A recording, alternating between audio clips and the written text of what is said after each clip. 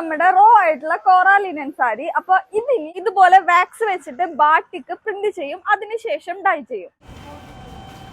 ഇതാണ് നമ്മുടെ അച്ച്. ഇതിപ്പോ മെഴുകുരുക്കൊണ്ടിരിക്കുകയാണ് കേട്ടോ. അപ്പൊ ഇത് വെള്ളം പോലെയാണ് ഉരുക്കണത്.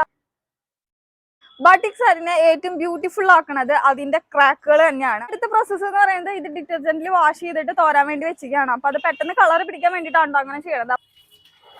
നമുക്കപ്പോ വേണ്ടത് ജെറ്റ് ബ്ലാക്ക് ആണ്. അപ്പൊ അതിന് വേണ്ടിട്ട് നമ്മൾ ഫസ്റ്റ് യെല്ലോ കളറിലാണ് ഡിപ്പ് ചെയ്യണത്. അതിനുശേഷം നമ്മൾ അത് ബ്രൗണിൽ ഡിപ്പ് ചെയ്യും, എന്നിട്ടാണ് നമ്മൾ ബ്ലാക്കിലോട്ട് ഡിപ്പ് ചെയ്യണത്. അപ്പൊ എല്ലാ കളേഴ്സും അബ്സോർവ് ആയിട്ട് നമുക്ക് ജെറ്റ് ബ്ലാക്ക് തന്നെ കിട്ടും. ഇതിപ്പോ ഒരു പ്രാവശ്യം ബ്ലാക്ക് ഡൈ ചെയ്തിട്ട് വെച്ചിട്ടുള്ള സാരീസ് ആണ്. അപ്പൊ ഇത് ഒന്നും കൂടി നമ്മൾ ബ്ലാക്കിൽ ഡിപ്പ് ചെയ്യും, അപ്പോഴാണ് കറക്റ്റ് ജെറ്റ് ബ്ലാക്ക് കിട്ടണത്. തിളച്ച വെള്ളത്തിലോട്ട് ഈ സാരി ഡിപ്പ് ചെയ്തെടുക്കുകയാണ് ചെയ്യുന്നത്. അപ്പൊ നമ്മുടെ വാക്സ് മൊത്തം ഈ വെള്ളത്തിലോട്ട് പോകും. ഇത് അത്ര എളുപ്പമുള്ള ഒരു പരിപാടി അല്ല കേട്ടോ. അടി കൂടെ തീ കത്തുണ്ട്, അതിന്റെ ഉള്ളിൽ കൂടെയാണ് ഇവര് കൈ ഇട്ടിട്ട് ഇത് റിമൂവ് ചെയ്യണത്. നല്ല തിളച്ച വെള്ളം തന്നെയാണ് കേട്ടോ.